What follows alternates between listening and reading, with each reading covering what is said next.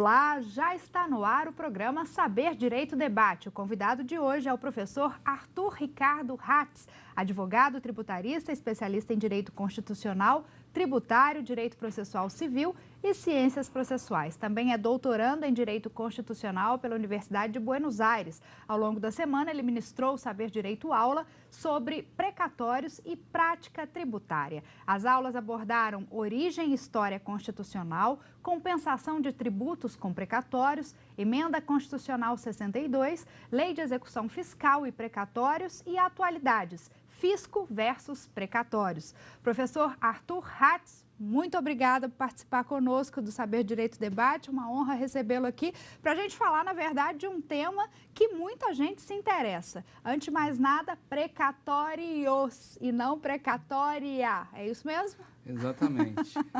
Fazendo, então, a diferenciação genérica, por favor. De uma forma básica, precatória é a ordem judicial de um juízo para o outro que será cumprida, né? Tem, por exemplo, a carta precatória. E aí, da carta precatória, essa ordem judicial será cumprida, por exemplo, de São Paulo aqui em Brasília, através de uma ordem judicial. O precatório é a dívida do Estado, que nós explicamos aqui no programa no longo da semana. Eu fiz questão de enfatizar que existia um sinônimo para precatório, dívida do Estado.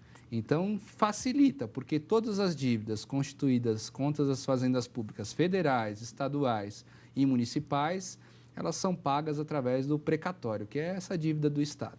Os dois conceitos são realmente muito diferentes, mas eu tenho certeza que muita gente ainda confunde. É sempre bom explicar. A gente estava conversando antes de começarmos a gravar aqui que o tema foi esgotado ao longo das aulas. O senhor me disse até que era pela primeira vez que o senhor conseguiu esgotar um tema tão amplo, né? Exato. Diante disso, acho que é sempre válido a gente retomar alguns pontos importantes, relevantes, né? Sempre bom a gente recordar também. Eu queria saber do senhor o seguinte: de fato, existe razão para as pessoas acharem que não vão receber nunca os precatórios? Existe. Essa sua pergunta é muito interessante, porque é a sensação hoje do credor do precatório. Desde 1934, o tema foi constitucionalizado, ou seja, havia em 1934 um dispositivo que tratava só sobre o pagamento das dívidas do Estado. E aí, com as mudanças das constituições, 37, 46, Constituição de 1967, tiveram várias mudanças no texto constitucional, mas nunca a efetividade no pagamento das dívidas do Estado. Recentemente, houve a alteração da emenda constitucional número 30, em 2000, e aí o Estado verificando que não haveria possibilidade, de novo, de dar prioridade à dívida deste credor, uma dívida que deve ser paga, uma dívida que tem que ser criado um mecanismo de saldar essas dívidas em que não existe preocupação, pelo menos até nas palavras do ministro Carlos Aires Brito, à época, antes da saída da aposentadoria dele, ele disse que o Estado ele trata com desdém a dívida. E recentemente editou uma emenda constitucional, número 62, que postergou para mais 15 anos todas essas dívidas decorrentes do precatório, que, de uma certa forma, trata com desdém o credor do precatório. E qual é a razão disso? É falta de dinheiro em caixa ou é falta de prioridade mesmo? Aí eu não trato mais da decisão do ministro Carlos Aires Brito, eu trago uma decisão do ministro Carlos Veloso, à época também que estava aqui no Supremo Tribunal Federal. Ele disse o seguinte: o meu ofício é julgar. Como vai pagar essa dívida, o administrador tem que achar soluções. A emenda constitucional número 62 trouxe algumas questões interessantes. Por exemplo, a União, que tem praticamente os seus precatórios em dia, assumir essas dívidas. Ou fazer uma remodulação das contas. As dívidas tanto municipais quanto estaduais? Exato. Tudo. Existe um dispositivo na Constituição, decorrente da emenda constitucional número 62, que houve essa possibilidade da União assumir as dívidas dos estados e municípios. E aí ofereceria uma solução para o credor do precatório. Existem outras ainda, por exemplo, pagar uma casa própria com precatório, mas precisa de lei para regulamentar o tema. E aí o Supremo vem analisando ultimamente essa questão E, trazendo novamente aquela decisão do ministro Carlos Veloso, ele falou, eu preciso decidir. Ao administrador cabe pagar as contas. E cabe, desde que faça uma seleção do que realmente é importante. O ministro Carlos Aires Brito, antes de sair da corte, ele dizia, gastam-se absurdos com publicidade no governo e 10% desse valor de publicidade se destina ao pagamento do precatório. E aí realmente a gente vê que não existe uma prioridade no pagamento. Né? Não há como... É inegável que a questão pega no ponto de prioridade mesmo. Exato, né? é a prioridade. Alguns governadores, alguns prefeitos, eles alegam, através, claro, dos procuradores das fazendas respectivas, que existe a necessidade de respeitar o princípio da reserva do possível. Esse princípio, ele quer dizer basicamente o quê? O Estado ele já arca com valores decorrentes de educação, decorrente de transporte, decorrente de saúde, ou seja, serviços públicos essenciais. Quando ele destina parte desses recursos já para esses serviços públicos essenciais, diz o administrador, não sobra nada, eu já arco e eu tenho que estar de acordo com a lei de responsabilidade fiscal. E aí é um chamariz para eles para justificar essa falta de caixa.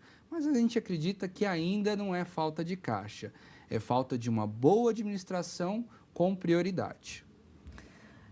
Vamos ver, quem sabe num futuro breve a gente consiga ver essa matéria totalmente resolvida, né? O que eu desconfio, na verdade, se isso de fato vai acontecer ou não.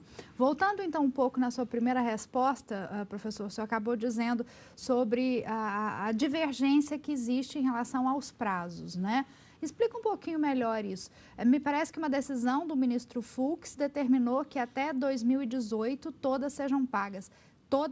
Todos os precatórios sejam pagos. É isso mesmo? E a dívida constituída hoje, por exemplo, também entra nesse prazo? Aí tem que trabalhar algumas questões. Por exemplo, a decisão do ministro Fux ela é recente e o Pleno está analisando a chamada modulação dos efeitos. A ação direta de inconstitucionalidade ela oferece essa possibilidade de modular os efeitos da decisão. Então, foi declarado inconstitucional a emenda 62, mas, por incrível que pareça, hoje a sistemática de pagamento dos precatórios continua anterior, a determinada ainda pela emenda constitucional número 62, ou seja, deve-se pagar o valor em que já estavam pagando decorrente desses 15 anos. O ministro Fux propôs uma modulação de efeitos que ainda não foi chancelada pelo Pleno. Existe a necessidade do Pleno concordar com essa proposta, ou seja, de pagamento até 2018 dos precatórios.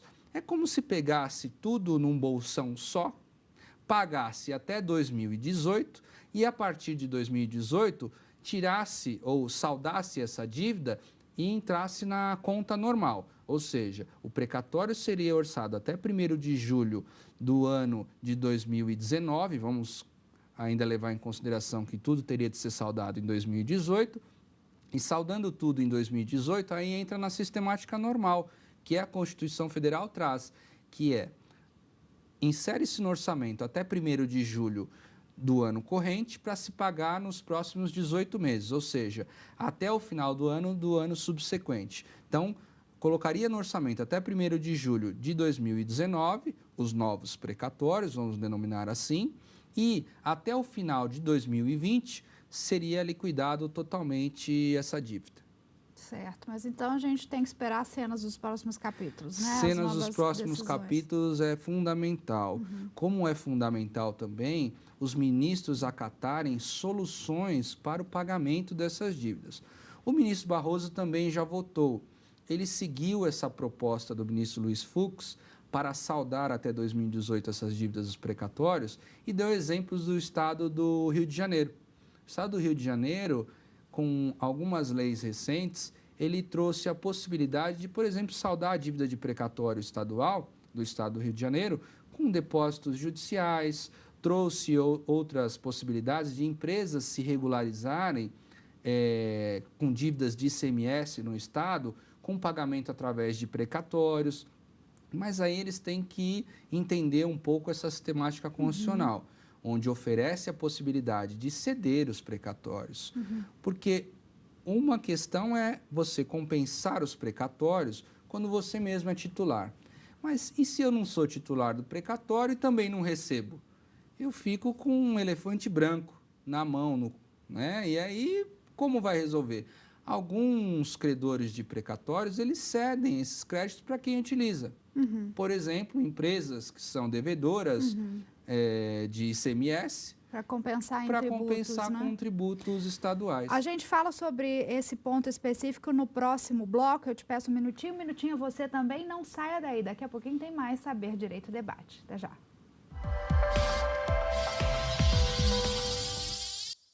Já voltamos com o segundo bloco do Saber Direito Debate. Aqui comigo o professor Arthur Ricardo Hatz. Professor, dando sequência então à nossa conversa do primeiro bloco, tem sido muito comum a compensação de precatório com abatimento em impostos, em tributos, por exemplo? Sim, isso começou com a emenda constitucional número 30. A emenda constitucional número 30, ela trouxe o chamado poder liberatório.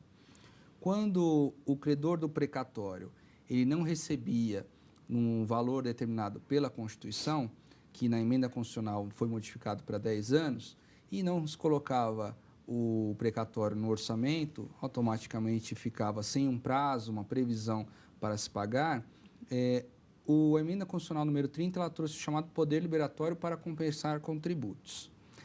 Existiu vários questionamentos, principalmente da Fazenda Pública, sobre o começo da emenda constitucional ou do artigo 78 da DCT, trazido pela emenda constitucional número 30, que falava sobre ressalvados os créditos de natureza alimentar e as obrigações de pequeno valor, sobre essa compensação.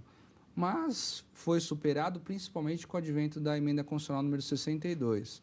O artigo 97 da DCT, parágrafo 10, inciso 2, trouxe que a norma é auto-aplicável, um direito líquido e certo, independente de regulamentação. Então, e aí é uma prática comum mesmo, existe né? essa possibilidade pela autorização do texto constitucional. Professor, incorre juros e correção sobre o precatório? O valor do precatório? Tem que tomar cuidado sobre essa questão do prazo em que haveria a atualização. Já existe uma súmula vinculante, que é a súmula vinculante número 17, em que não haveria possibilidade dessa atualização no período da expedição do precatório até o pagamento, naqueles 18 meses. Só que não se paga, e aí surge a questão, como é que ficaria? E os juros? Haveria possibilidade não só de aplicar os juros moratórios, mas juros compensatórios também, afinal, com tanto tempo para receber esses valores, não teria que ser compensado com a atualização dos precatórios? Eu entendo que a súmula vinculante ela existe e temos que respeitar. Havendo a necessidade de uma outra regulamentação, não haveria o porquê não respeitar esses 18 meses, apesar de ser prejudicial ao credor do precatório essa falta de atualização. Agora, passados esses 18 meses e não atualizado, vamos imaginar que passaram-se 3 anos. 3 anos são 36 meses. Por que não atualizar os 18 primeiros meses que já ficou em mora e mais os 18, que também ficou em mora? Primeiro, os 18 em mora pelo prazo constitucional, da expedição do precatório e até o pagamento no ano subsequente. Daria esses 18 meses. E mais 18 meses, que também demorou, por que não calcular os juros todo esse período? Eu acredito que haveria essa possibilidade.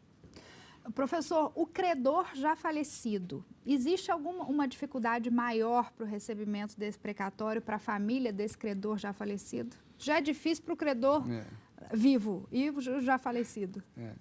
Existe sim.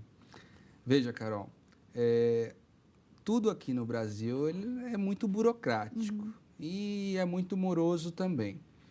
E para que a família possa fazer, às vezes, desse credor original, precisa que o processo tenha as informações sobre a morte, por exemplo, desse credor.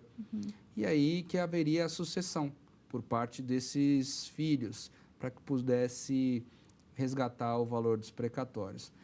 A possibilidade existe sim, mas tudo tem que ser informado no processo. Se houve, inclusive, uma venda do precatório e que ainda essa venda seja feita não do titular original, mas dos sucessores, também. Então, é tudo muito moroso. E o juiz, em contrapartida, temos também que analisar aqui que o juiz ele dá uma decisão a partir do momento em que ele tem certeza da informação. Ainda que aquela pessoa tenha morrido e os autos também não tenham informação, o precatório, de uma certa forma, não poderia ser resgatado, porque a informação que está nos autos é de uma pessoa que já faleceu. Agora, existe também o documento que é passado pelo credor do precatório, que na verdade é um mandato, que é a procuração, que o advogado poderia agir no nome dele. Claro que, a partir do momento da morte, existe a necessidade de uma regularização por parte dos filhos. E aí sim, resgatar esses valores, ainda que fosse com o mesmo advogado. E esse precatório, ele entra no inventário dessa pessoa? Pois é um crédito. E quando existe o inventário, automaticamente tem que regularizar o inventário para que possa fazer o levantamento, seja em valores de conta de banco, sejam de imóveis que têm que ser divididos para esses filhos, inclusive o crédito decorrente do precatório. Se existe mais de um filho ainda, existe essa questão de regulamentação e, por consequência, o levantamento de uma forma equânime, onde cada filho tenha o valor adequado. E tem ordem de prioridade, professor, para o recebimento dos precatórios? Nós temos uma ordem de prioridade, sim. Essa ordem de prioridade sempre foi discutida. Existiam os chamados créditos de natureza alimentícia antigamente, que nada mais do que o precatório alimentar. E as requisições de pequeno valor. Supostamente, pelo texto antigo, antes da emenda constitucional número 62, tanto as obrigações de pequeno valor, ou RPV, requisições de pequeno valor, como os créditos alimentares, eles teriam de ser pagos de imediato. Foi julgado no Supremo, o Supremo, por maioria, decidiu que não. Existe a necessidade do crédito de natureza alimentícia, assim como o outro que não existe a natureza alimentícia, o crédito comum, podem seguir filas diferentes, mas eles não têm que ser pagos de imediato. E aí entraria no parcelamento. Mas veja, o crédito de natureza alimentícia, ele é aquele crédito que chamamos de essencial, decorrente normalmente de um salário, de uma pensão, ou seja, algo que é fundamental para o servidor. Este deveria, sim, ser recebido com uma urgência maior. Sem contar no crédito de natureza alimentícia de idosos ou pessoas que têm alguma moléstia grave. Sim, claro. Pessoas com 60 anos ou mais e até pessoas portadoras de alguma doença grave, haveria, sim, a necessidade de, o quanto antes, pagar essas dívidas, que às vezes um idoso precisa viver o finalzinho da vida dele e tem o dinheiro do precatório. Ou aquela pessoa portadora de uma doença grave, um mal de Alzheimer, um HIV, enfim, alguma doença que precisa estar acompanhando e dispõe de dinheiro para o tratamento, automaticamente pagaria com os precatórios. E é possível precisar ou ter noção de quanta gente já morreu esperando o precatório? Temos um exemplo como o Estado de São Paulo, que é o maior devedor da federação, onde tem uma dívida de 50 bilhões lá. É uma dívida alta. O Estado de São Paulo está pagando precatórios do ano de 1999. Existem alguns resquícios de 1998, mas ainda está pagando 1999. Se formos fazer uma conta de 99 até 2014, existe aí uma eternidade, porque pessoas que viveram nos últimos 10 anos e que tiveram algum tipo de problema, morreram sem receber o precatório. Ou seja, existe sim um número muito grande de pessoas que ainda não receberam. É muito comum analisarmos processos que existem precatórios no Estado de São Paulo, mas isso eu falo do Estado de São Paulo como exemplo, sendo o maior devedor, mas não podemos esquecer também que é o estado que movimenta a maior economia do país, mas sim, claro. Os outros estados são devedores iguais. E tendo essa dívida alta, é muito comum analisarmos os processos e verificarmos lá que os filhos já estão cuidando do recebimento do precatório. Professor, a gente segue nossa conversa no último bloco e você não saia daí, continue conosco. Daqui a pouquinho tem o terceiro e último, hein? Até já.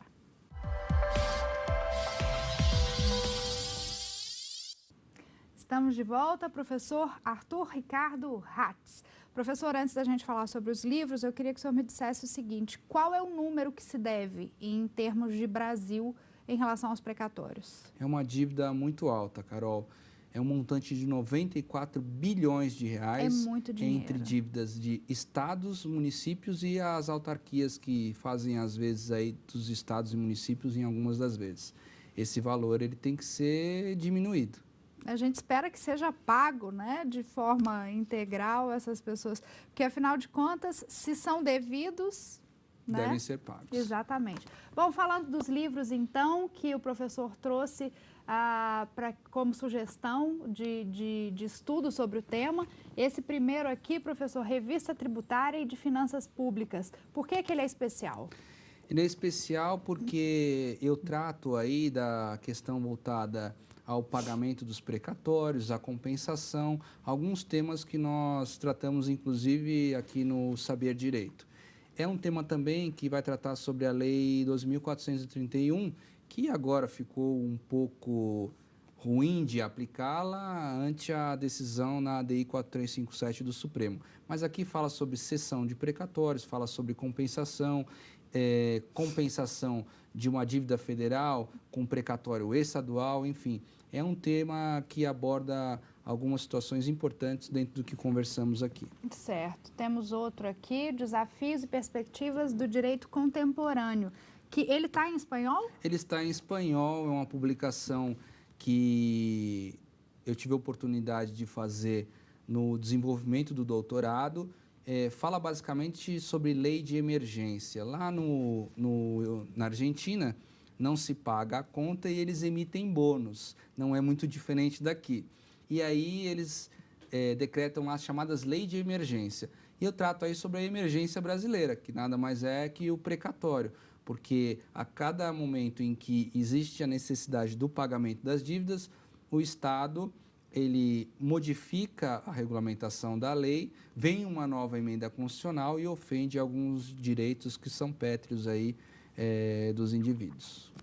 E, por fim, temos esse aqui, reflexões sobre o direito latino-americano, também em espanhol. São algumas reflexões que alguns autores fizeram, eu sou coautor aí também, e esta obra ela trata também sobre o não pagamento de dívidas do Estado. Isso existe uma comparação entre Argentina e Brasil, e aí tem uma ideia de mais ou menos como funciona no Mercosul. Agora, acreditamos aí que nos próximos meses vai sair uma obra que está quentinha para... De sua autoria. Exatamente, para explicar sobre toda a sistemática dos precatórios. Já pode adiantar para a gente? Ainda não, porque estamos aí... Não, nem o nome. Ah, sim, a ideia do nome o nome é o final da obra, exatamente. Nós já colocamos em algumas editoras e possivelmente nos próximos dias nós teremos já uma resposta exatamente para colocar, inclusive, o nome, porque fez parte também de alguns estudos na época do doutorado, e aí no doutorado tinha alguns nomes, mas basicamente eu vou atrelar os precatórios com a segurança jurídica. Bacana. E existem edições em português desses aqui, desses dois? Ainda não. Esta obra, Desafios e Perspectivas, é uma obra que foi publicada recentemente, no final do ano passado, e provavelmente vai ser convertida em português nesse ano ou nos próximos anos. Vai depender muito da editora. Mas eu acredito que com o lançamento da nova obra, e especificando sobre os precatórios e o tratamento aqui no Brasil, aí já não existe mais a necessidade de analisar os artigos um pouco menores. E a gente espera recebê-lo, então, com a sua nova obra, que ele está fazendo segredo, não quer contar para a gente, mas para trazer para a gente poder mostrar para todo mundo aí. Para a gente encerrar, professor, eu gostaria que o senhor me dissesse a sua opinião sobre o futuro dos precatórios. Qual é a sua expectativa e, na verdade, conhecedor dessa matéria, o que o senhor acha que está para acontecer? Eu acredito que nós vamos entrar em um impasse entre os dois poderes da República. O Poder Judiciário, que eu acredito que a proposta do ministro Fux vai ser acatada, de pagamento ou regularização dos precatórios até 2018, e a administração pública, de novo, levantando essa impossibilidade de pagamento. Disso, sem dúvida alguma, nós temos alguns instrumentos na Constituição para fazer valer a decisão judicial. Ou o Supremo Tribunal Federal adota essa linha um pouco mais rígida de pagamento efetivo até 2018 e aí faz jus ao sequestro de verbas, à intervenção federal, a medidas um pouco mais drásticas, isso que eu ia mais te perguntar, necessárias. de onde sairia, né? Exatamente. Ou intervém no Estado, ou faz um pedido de sequestro de verba, ou autoriza a compensação sem ficar questionando muito, e ainda utiliza alguns dispositivos sobre, por exemplo, pagamento de uma casa própria com precatórios, possibilidade da União assumir essas dívidas. Ou continuaremos com novas emendas constitucionais, tratando de um assunto tão importante que é totalmente direcionado ao direito de propriedade do indivíduo, que está sendo suprimido a cada ano que passa. E essas suas sugestões não violariam o princípio da inviolabilidade dos bens públicos, não? Não. Não, né? Essas propostas, elas vão ao encontro de uma sistemática orçamentária, porque eu também sou a favor dessa indisponibilidade dos bens públicos pelo fato de você manter o interesse público, sobre o interesse do particular. Indisponibilidade, perdão, Exato. eu disse inviolabilidade. Exato, se torna de uma certa forma inviolável e também impenhorável. Tem muito a ver. E aí, por conta disso, essa indisponibilidade dos bens públicos, ela não seria afetada com essas soluções que nós colocamos aqui. Professor, muito obrigada mais uma vez pela sua presença, por todas as explicações e obrigada a você de casa pela companhia mais uma vez. Qualquer dúvida, mande um e-mail para nós, saberdireito@stf.jus.br. Você também pode estudar pela internet ou acompanhar todos os outros programas da casa. É só acessar o www.tvjustiça.jus.br. Te vejo de novo semana que vem. Até lá, tchau. Tem dúvida sobre o assunto? Mande um e-mail para nós, saberdireito@stf.jus.br. E você também pode estudar pela internet. É só acessar o site www.tvjustiça.jus.br.